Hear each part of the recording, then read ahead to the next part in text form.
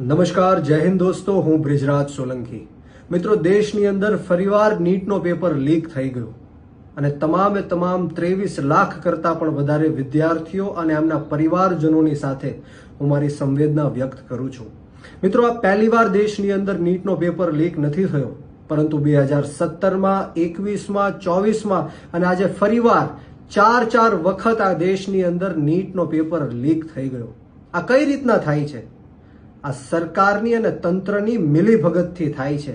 જે નેતાઓ, જે ભ્રષ્ટ પોલીસ અધિકારીઓ અને લીક માફિયાઓ હજારો કરોડો રૂપિયાનો ધંધો આ પેપર લીક કરીને કરે છે. એમના મામા ફઈના દીકરાઓને ડોક્ટર બનાવવા માટે ગરીબ, પછાત, નબળા, દબાયેલા, કચડાયેલા તમામ સમાજ, જ્ઞાતિ અને ધર્મના જે મધ્યમ વર્ગના લોકોના જે યુવાનો છે, યુવતીઓ છે, દીકરાઓ છે, દીકરીઓ છે, એમનું ભવિષ્ય ધૂંધળું બનાવવાનું કામ કરે છે.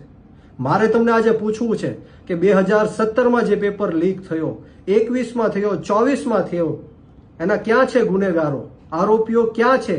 એક પણ ગુનેગાર કે આરોપી જેલની પાછળ નથી.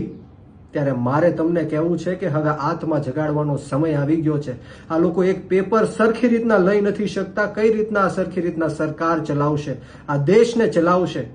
ત્યારે હું 100% એવું માનું છું કે સદંતર આ સરકાર નિષ્ફળ ગઈ છે. ત્યારે યુવાનોએ મેદાનમાં આવવું પડશે. આ શહીદ આઝમ સરદાર ભગતસિંહનો દેશ છે. શહીદ સુખદેવ અને રાજગુરુને માનવાવાળા આપણે યુવાનો છીએ. ત્યારે ક્યાં સુધી આપણે જિંદાબાદ, મુર્દાબાદના નારાઓ લગાડશું? ક્યાં સુધી આવેદન, નિવેદન, લડેંગે જીતેંગેના નારાઓ લગાડશું?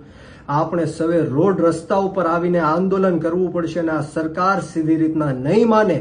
આ સરકાર જન આંદોલનની ભાષા માનવાવાળી સરકાર છે. ત્યારે હું તૈયાર છું, હું તમારી સાથે છું અને આમ આદમી પાર્ટી તમારી સાથે છે. આવો આપણે સૌ સાથે મળીને ભવિષ્યમાં ક્યારેય પેપર લીક ન થાય અને આજે જે પેપર લીક થયો છે એના તમામ ગુનેગારોને અને આરોપીઓને 10-10 વર્ષની સજા ફટકારવામાં આવે એવી સરકારને માંગ કરીએ.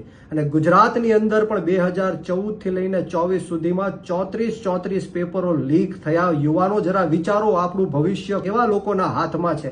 ત્યારે આપ સૌને હું વિનંતી કરું છું કે આપણે સૌએ આપણી આત્મા જગાડવાની છે. જે રીતના નેપાળની અંદર ક્રાંતિ થઈ એ જ રીતના ગુજરાતની અંદર અને આ દેશની અંદર યુવાનોએ ક્રાંતિ કરવાની જરૂર છે. જય હિન્દ, જય ભારત, જય જય ગરવી ગુજરાત.